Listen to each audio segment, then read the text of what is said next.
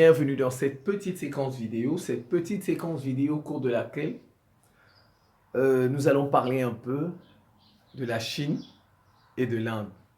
Voilà, les deux futures premières puissances mondiales. Au moins l'une. Si ce n'est pas les deux, c'est au moins l'une. Au moins l'une. Voilà. Je vais vous donner, c'est des géants. La Chine et l'Inde, c'est des géantes. Et c'est inéluctable, inéluctable. Au moins l'une des deux là va dominer le monde. Donc c'est pourquoi tous ceux qui ont moins de 25 ans aujourd'hui, tous ceux qui ont moins de 25 ans, bon, ils doivent s'intéresser au moins à l'Inde, à la Chine, à connaître leur langue un peu, leur nourriture, les vêtements qu'ils portent. Parce que vous voyez, quand on domine, on apporte sa culture chez les... Vous voyez, comme les États-Unis nous ont apporté leur culture. Le coca, les fast-food, les McDo, ils nous ont apporté le gin, ils nous ont apporté leurs films états-uniens là. Voilà, c'est comme ça. Quand on domine, on vient avec sa culture. Ses habits sont... Voilà, donc les jeunes d'aujourd'hui qui ont moins de 20... Parce que là, c'est dans 30, 40 ans, au plus 50 ans, que l'un des deux va dominer. L'un des deux au moins. Si oui, les deux. Si oui, les deux. Donc, ceux qui seront là, il vaut mieux anticiper. Apprendre déjà peut-être l'une de leurs langues. Connaître comment on dit bonjour. Les langues chinoises là, mandarin, tout ça. Le hindi, comment on dit bonjour. Le minimum. Parce que le futur, c'est en Asie. Voilà le futur. Oui, c'est inéluctable, c'est inéluctable. Un grand, sauf, regardez, je vais vous donner un exemple. Messi. Lionel Messi, très grand joueur, n'est-ce pas? Il a gagné presque tous les ballons d'or. Très grand joueur. Mais qu'est-ce qui lui manquait? C'était gagner une Copa América et gagner la Coupe du Monde. Vous avez vu? Finalement, il a gagné la Copa América. Maintenant, ce qui lui manque, c'est la Coupe du Monde. Il est probable que Messi gagne cette Coupe du Monde parce que c'est sa dernière. Il est probable. Et même s'il ne gagne pas, il a gagné au moins la Copa. Vous voyez, c'est comme ça. Donc, c'est un grand. Il va avoir au moins quelque... Ça, c'est logique. Un grand qui n'a pas vous allez vous dire, c'est pas normal, n'est-ce pas? Messi, par exemple, vous allez vous dire, c'est pas normal. Voilà, l'Inde et la Chine sont comme ça, sont un peu comme Lionel Messi. Donc, il va falloir qu'il gagne, parce que c'est des géants. Ce sont de grands... D'abord, numériquement, la population, démographiquement, ils sont grands. Chine, plus d'1,5 milliard. La Chine, c'est 7 fois la population des États-Unis. 7 fois. Donc, il n'y a pas match. C'est 7 fois. Vous faites les États-Unis, c'est 200 millions et quelques. 200 millions fois 6. Fois 7. Ça vous fait à peu près, vous voyez. Voilà. Donc, la population des de la Chine, c'est 7 fois celle des États-Unis. 7 fois. Donc, il n'y a pas match. L'Inde, c'est peut-être 5 fois la population des États-Unis. Je prends les États-Unis parce que c'est la première puissance en ce moment. Donc, c'est pas normal que... Et en plus, ils forment un pays. Je vais commencer. Les Occidentaux peuvent se maintenir encore un siècle. Donc, jusqu'à 2100. Mais ça, c'est au cas où ils se regroupent. S'ils se regroupent, par exemple, les États-Unis et le Canada forment un pays, voilà, l'Union européenne forme un pays avec l'Angleterre. Au mieux, États-Unis, Canada, Royaume-Uni, Union européenne, tout ça forme un pays. Comme un peu, vous voyez, l'OTAN. Ils forment un pays, c'est là où ils peuvent se maintenir encore pour 100 ans. De toutes les façons, ils ont déjà fait 5 siècles. 5 siècles, ils peuvent encore faire un siècle. Ils vont passer. Parce que la planète de l'eau, c'est normal. C'est normal les alternances. Vous voyez, ils aiment parler d'alternance dans les pays des autres, mais ils refusent qu'on les alterne dans le monde. Vous voyez, ils refusent. Ah non, Paul Biya, il a déjà fait 40 ans, alternance. Il faut changer de président dans les pays. Vous voyez, même en Chine, ils disent il faut. Mais eux ne veulent pas qu'on les alterne. Il faut changer Poutine. Il faut changer Xi Jinping. Vous voyez, Ils parlent de changement chez les autres, mais ils ne veulent pas qu'on les change, qu'on les remplace dans la planète, que la domination change de camp. Voilà, ils ne veulent pas. Et le problème, en fait, de l'Occident, c'est les États-Unis.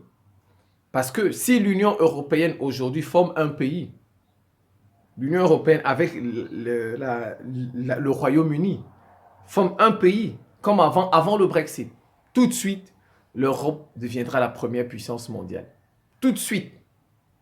L'Europe deviendra... Donc, en fait, le problème, c'est les États-Unis qui ne veulent pas passer le relais. Ils font tout pour diviser. Ils sont ensemble, mais ils font tout pour diviser l'Europe. Et pour rester devant. Or, ils peuvent se dire, nous sommes entre nous, blancs, judéo-chrétiens. Bon, c'est pas grave si l'Europe domine. C'est comme ça. Ils peuvent encore se maintenir. Mais le problème, c'est que les États-Unis veulent rester premiers. Dans le groupe, là, les Occidentaux, ils veulent que la puissance demeure aux États-Unis. Or, même quand vous voyez l'histoire de l'Europe, ils se sont passés le relais. C'était d'abord la péninsule ibérique, Espagne, Portugal, avec la découverte de l'Amérique. Après, le Royaume-Uni, la Manche, là, a damé le pion. France, Allemagne se sont levés. Il y a eu relais entre eux. Mais c'est resté en Europe, vous voyez? C'est resté en Europe la domination. Le problème, en fait, c'est les États-Unis. Ils veulent se maintenir. Et ça va faire tomber l'Occident. Parce qu'il y a un... Or, s'ils se relaient, il dit, bon, le plus important, c'est que ce soit les Occidentaux qui dominent. Bon, c'est pas important que ce soit les États-Unis. Même si c'est le Canada qui domine, c'est pas grave. Même si c'est l'Europe qui domine, c'est pas grave. C'est entre eux. Voilà, c'est ça qui va faire que l'Occident va perdre. Parce qu'il y a un là-bas qui ne veut pas lâcher et ce sont les États-Unis. Voilà.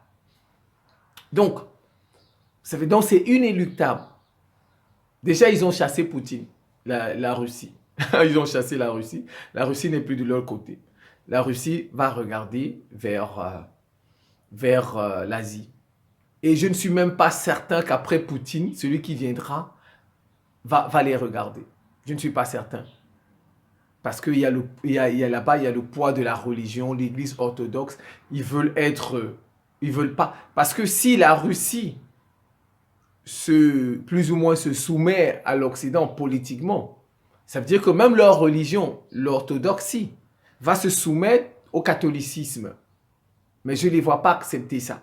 Je ne les vois pas accepter que même... parce que leur religion, et d'ailleurs l'orthodoxie, est plus vieille même que l'église anglicane, plus vieille que le protestantisme. Donc eux, ils se considèrent la vérité, orthodoxe veut dire conforme, ils se considèrent la vraie religion chrétienne, les Russes, la vraie. Donc je les vois mal aller se soumettre aussi bien spirituellement à l'Occident et politiquement. Donc c'est pas évident. Même après Poutine, ils auront un autre Poutine. C'est vrai, après, ils ont eu un Gorbatchev, mais ils l'ont balayé. Vous avez vu, ils l'ont balayé. Donc si celui qui vient n'est pas comme Poutine, il est peut-être comme Gorbatchev, ils vont le balayer. Parce que c'est déjà en eux, ils sont un grand pays. Ils sont une grande puissance politique, militaire, spirituelle. Donc ce sera difficile. Donc ils auraient mieux fait de ne pas chasser Poutine depuis du G8. Parce que maintenant il y a beaucoup de tensions, il y a eu la guerre en Ukraine.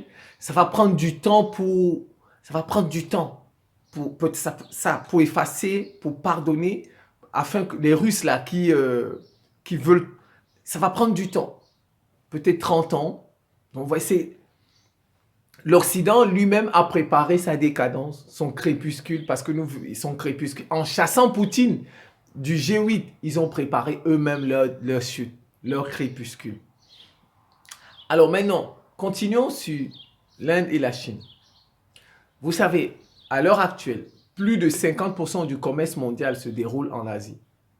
Ça a toujours été comme ça. Quand l'économie se déplace quelque part, cette partie va dominer.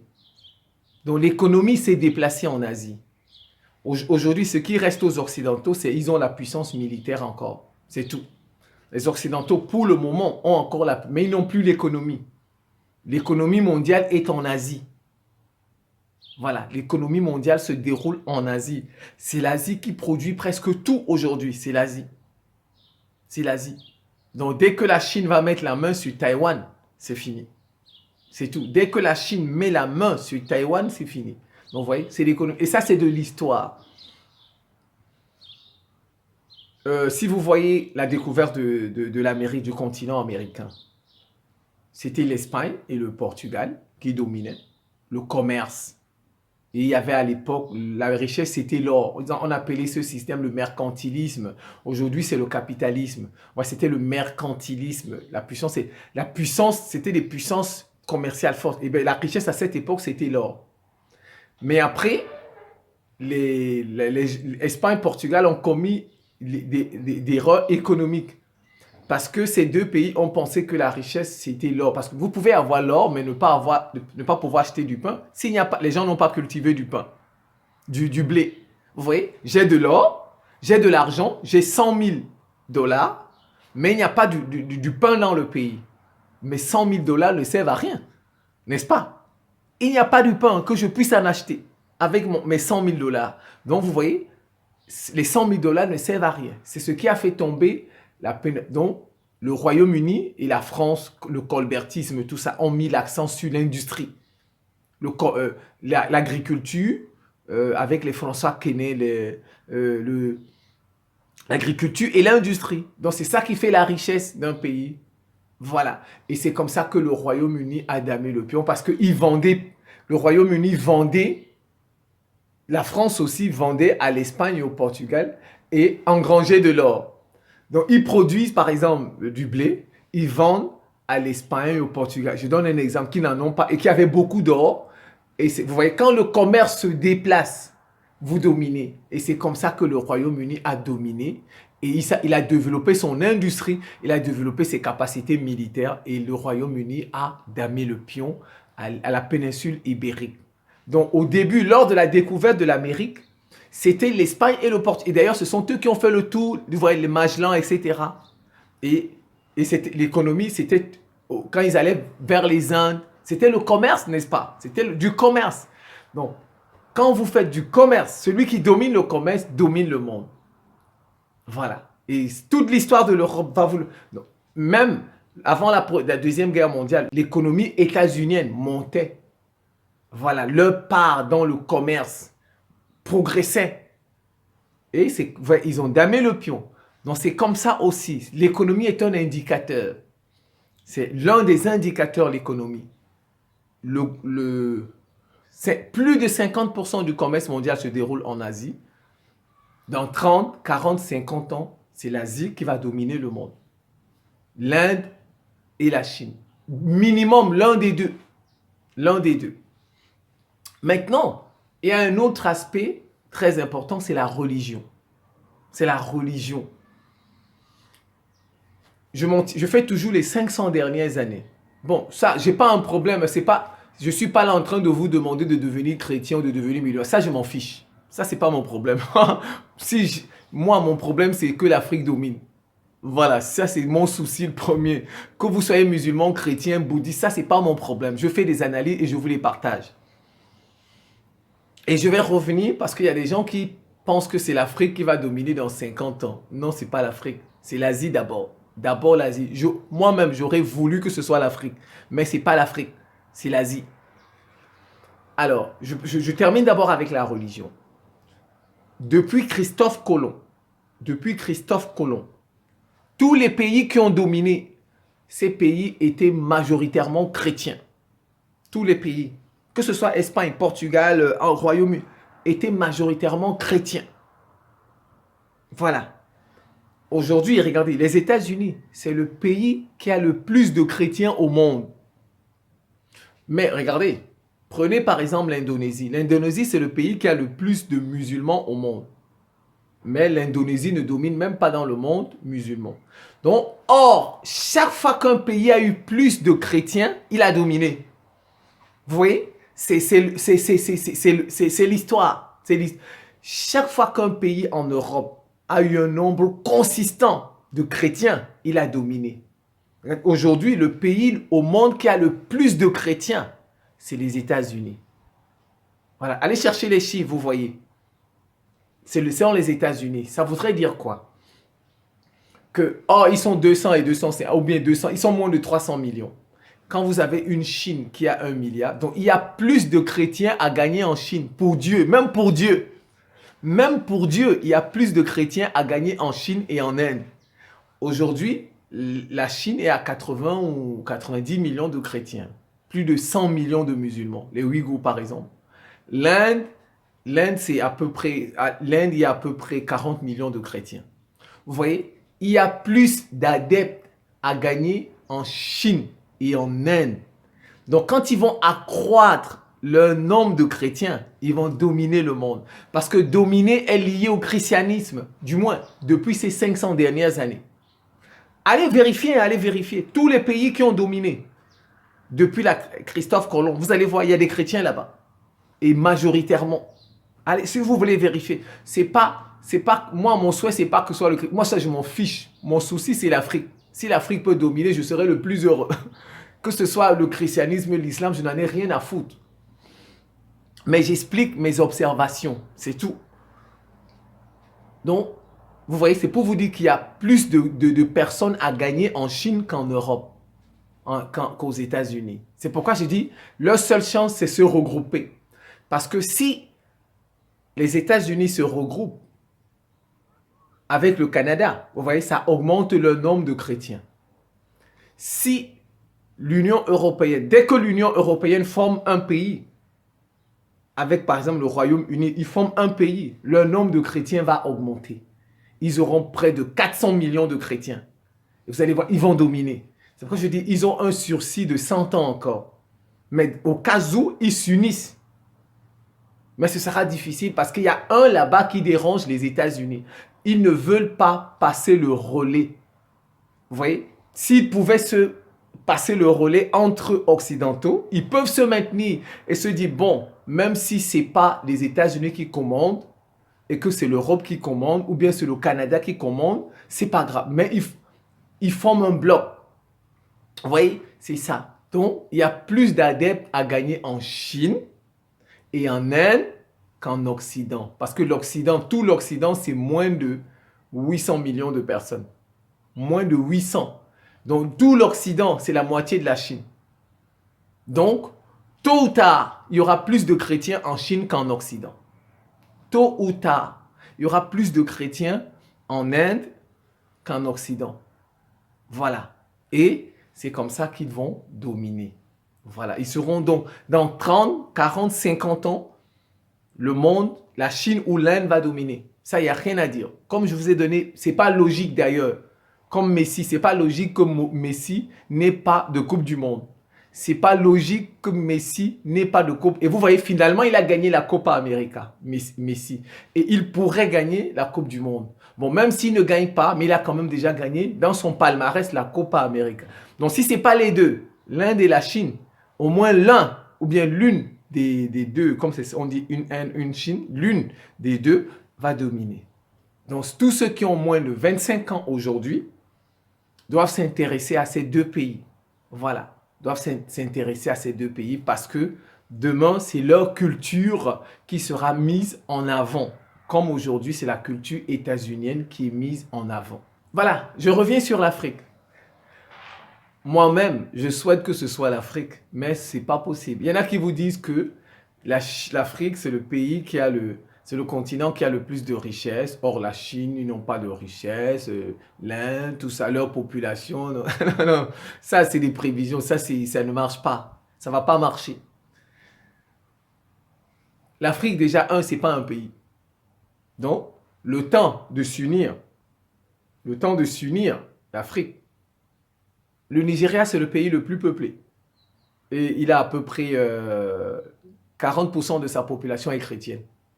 40%. Donc, le Nigeria a à peu près 80 millions de chrétiens. Donc, et le Nigeria a à peu près 200 millions d'habitants. Donc, très proche des États-Unis. Donc, vous voyez que le Nigeria ne peut pas gagner sur l'option religieuse. La religion, le Nigeria ne peut pas, sauf si la population nigériane se décuple. Donc, il faut que l'Afrique devienne d'abord un pays. Un pays. Un pays. Mais ça, c'est difficile. Ça va prendre du temps. Ça va prendre du temps. Ça va prendre... Pour que l'Afrique devienne un pays, chacun lâche du lest. Le Maroc qui accepte de devenir un gouverneur. Le président du Cameroun qui accepte de devenir un gouverneur. Ça va prendre du temps. C'est peut-être... les enfants qui ont 20 ans aujourd'hui, ce sont eux qui peuvent faire ça. Donc s'ils ont moins de 20 ans aujourd'hui, donc quand ils auront, donc c'est dans 30 ans. L'Afrique peut devenir un pays dans 30 ans. Donc vous voyez, ça prend déjà 30 ans. Donc ce n'est pas dans 50 ans que l'Afrique va dominer le monde. L'Afrique va dominer le monde dans 100 ans. Après l'Asie. Après l'Asie, l'Afrique va dominer le monde. Parce que c'est d'abord l'Europe. Après l'Europe, depuis Christophe Colomb, c'est l'Europe. L'Europe a passé le relais au continent américain. Le continent américain va passer le relais à l'Asie. Et l'Asie pourrait passer le relais, ou passera le relais à l'Afrique. Donc, l'Afrique, c'est dans 100 ans. C'est dans 100 ans. Donc, il faut d'abord que l'Afrique devienne un pays, n'est-ce pas? Minimum, aucun pays africain n'a le niveau de Taïwan, ni le niveau de Corée du Sud, ni le niveau de la Corée du Nord. Aucun pays. Donc, déjà, pour avoir le niveau de ces gens-là, militaire et économique, ça c'est minimum 30 ans ou 40 ans. Pour qu'un pays africain ait leur niveau. C'est minimum, c'est 30 ans. Le pays africain qui aura le niveau de l'Iran militairement, qui aura le niveau de la Corée du Nord militairement. Parce que regardez, prenez l'Iran. L'Iran a pris près de 30 ans pour faire sa bombe atomique. 30 ans. Donc si l'Iran a pris 30 ans, vous, Africains, vous viendrez prendre 5 ans pour faire une bombe atomique. Non. Voilà. Surtout qu'il y a le loup dans la bergerie, le loup occidental. Il va faire tout pour casser les pays africains. Tout. Tout. Il va vous créer une rébellion. Regardez comment on a fait avec le Congo-Brazzaville. Congo-Brazzaville. Ils ont dû reconstruire Brazzaville pour chasser Pascal Lissouba. Ils ont tout détruit. Tout ce qu'ils avaient construit au Congo avant, on a tout détruit lors de la guerre civile. Tout. Les immeubles, tout a été bombardé. Tout. Donc, ils ont reconstruit. Donc, comme nous avons un loup dans la bergerie, le loup fera tout pour nous casser. Il va trouver une astuce pour nous casser. C'est ce qui s'est passé avec Boko Haram. On a mis Boko Haram au Nigeria pour freiner le Nigeria. C'est tout. Boko Haram, son objectif, c'est freiner le Nigeria. C'est casser les efforts du Nigeria. Tout l'argent du pétrole, ça va dans l'achat des armes. Vous voyez, c'est comme ça. On vous met des rébellions. On vous met des rébellions, vous luttez. Pendant que vous dépensez votre énergie et votre argent dans l'achat des armes pour lutter contre la rébellion, vous n'avez pas le temps de construire des routes. Vous n'avez pas le temps de construire des universités. C'est fait à dessein. Donc, vous voyez, l'Afrique, premièrement, ce n'est pas un pays. Il faut d'abord qu'on devienne un pays. De deux, il faut que le loup, qu'on chasse le loup de la bergerie. Ça va prendre du temps. Bon, déjà, le Mali a réussi à chasser le loup. Vous voyez, le Mali, c'est en 10 ans qu'il a chassé le loup. En 10 ans. C'est en 10 ans que le Mali a chassé le loup. 10 ans aussi pour la Centrafrique. Vous avez vu? Donc, pour que ça se multiplie, c'est 10 ans, 10 ans, 10 ans dans cette... Donc, vous voyez, ça va prendre du temps pour chasser le loup. Ensuite, il faut avoir le niveau au moins minimum de Taïwan, de la Corée du Nord, Corée du Sud et d'Iran. Le niveau économique et militaire. Ouais, ça prend aussi du temps. Et maintenant, quand vous avez ces niveaux-là, maintenant, il faut avoir le niveau de la Chine. Ça encore, ça prend du temps. Donc, ce n'est pas en 50 ans.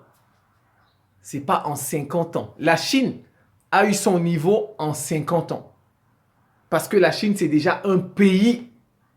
Vous voyez, la Chine, c'est un pays. C'est depuis la révolution verte, la révolution de Deng